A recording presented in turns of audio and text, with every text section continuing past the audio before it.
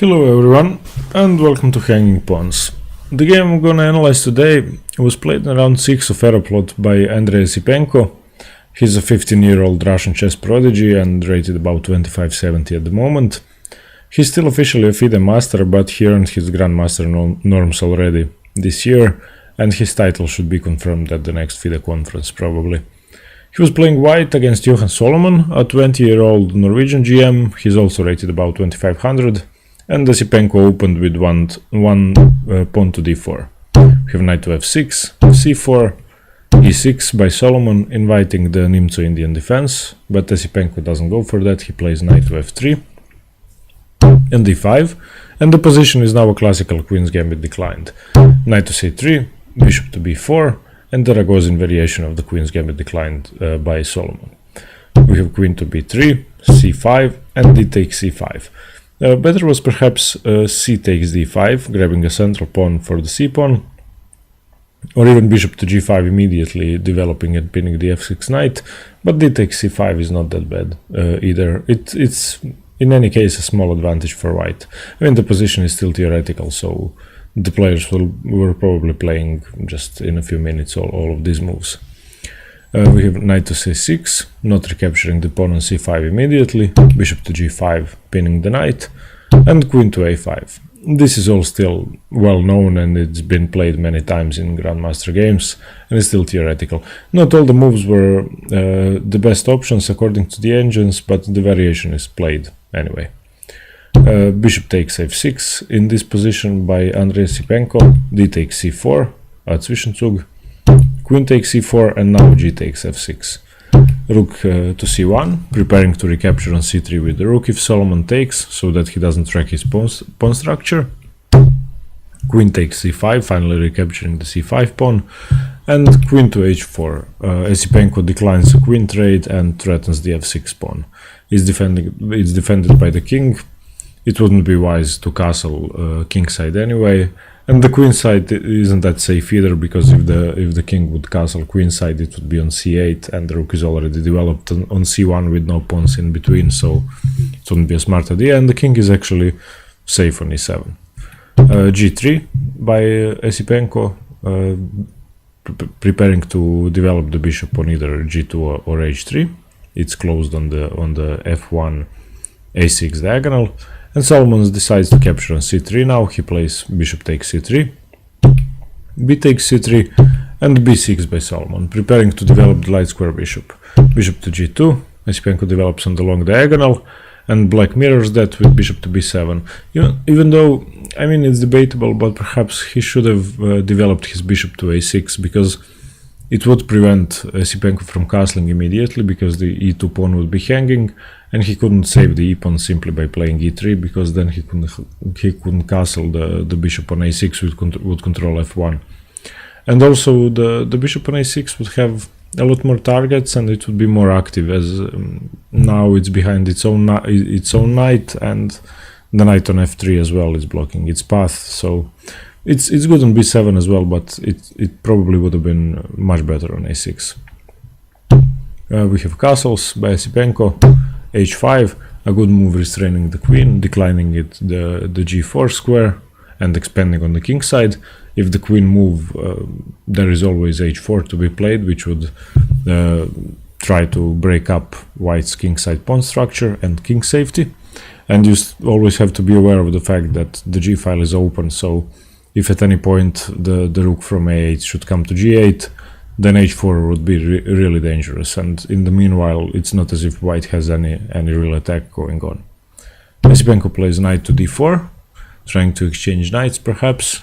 Rook a to c8, developing on the c file, perhaps threatening the c pawn indirectly, and knight to b3, gaining a tempo on the queen, asking it to move somewhere, and it's not a bad square for the knight anyway. Queen goes to e5, centralizing and threatening the e2 pawn. Esipenko just ignores that, leaves it undefended, and sacrifices with queen to a4. It's a very nice square for the queen, because there's now always options of queen to a3 check, and in which case the king would be cut off from running away from the king to the king side. And h4, an excellent move as a reply by Johan Solomon, He replies by attacking strong aggressive play, and he's starting to open up white's kingside and gaining a small initiative, even after being worse for most of the game so far. And of course, Esipenko keeps the tension on the h-file. He doesn't capture or push the g4 because that would just weaken him too much. Instead, he plays rook f to d1, developing the rook to the open d-file. We have h takes g3, and h takes g3, of course, not taking with the f-pawn. It would be terrible because it would weaken the king too much. In fact, immediately after f takes g3, let me just show you that after f takes g3, black would immediately play queen to e3 check, and if king to h1, then just queen takes on g3, and after f takes g3, after queen e3 check, if the king should go to f1, then black could just simply take on h2, and the attack is just overwhelming. In fact, immediately after f takes g3, white could play this check, after which every variation is completely winning for black. So after h takes g3, Esipenko took with the h-pawn, which was correct. And in this position, black is equal and perhaps even a slightly bit better. If he plays a sensible move such as queen takes c2 even, or going a pawn up, or playing something defensive such as king to f8. Instead, he played a weird move which I'm not really sure what the purpose is. Perhaps he was trying to defend the d7 square and prevent any infiltrations from white, or perhaps he was even trying to double on the c-file. He played rook to c7, and that move is too slow, and it allows a move which makes sure that the black's king is cut off from running away to the king side. Esipenko just plays queen to a3 check, and that's why instead of rook to c7, which was a mistake by Solomon, and perhaps even instead of grabbing the e-pawn with the queen, which was good, he should have just played king to f8 to make sure he can run away to g7. That way he would have absolutely no problems with checks such as queen to a3, and now his king is cut off. There is almost no way that he can make it any safer, and white's pieces all of a sudden look very menacing. After queen to a3, we have king to e8, of course the only square because the rook is covering the d-file, and now rook to d6.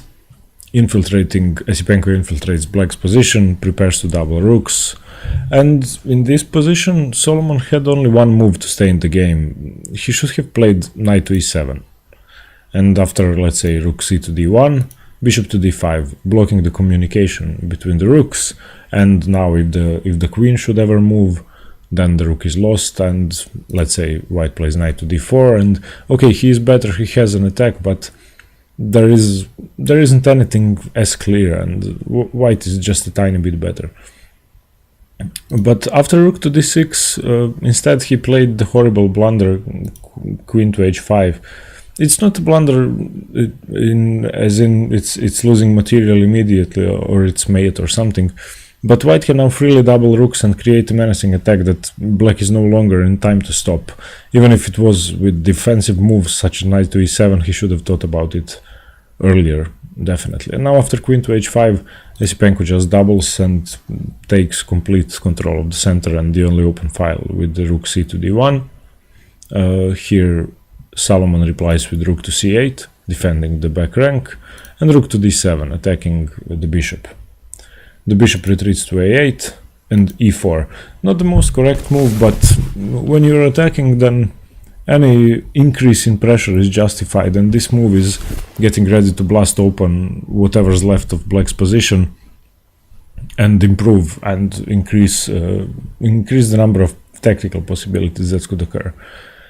And in this position, Johan Solomon played a blunder which allowed the mate into. It's rarely seen in Grandmaster games, but I guess it can happen to anybody. He played a move which gave Esipenko an opportunity to play a spectacular move. Solomon played rook to d8, and in this position, because he played rook to d8, there is a possibility for a final brilliant move of the game, which Esipenko found. I don't know how long it took him, and perhaps Solomon played rook to d8 because he was in a horrible time situation. Perhaps he had no time left on the clock, or he was just tired from defending worse position for the last 10 moves. But yeah, he played it, and Esipenko replied with queen to e7 check. A brilliant tactic, not that hard to spot, but it's still wonderful to see this on the board, especially in a game played between two grandmasters over 2500. And of course, now Black has only one move he has to take with the knight, and after knight takes queen, this is just mate in one. There is nothing Black can do about it. Of course, Solomon didn't take; he just resigned in that position. But yeah, a very short 28 move game and a brilliant finish by Esipenko, but it was caused by a blunder played by Johan Solomon.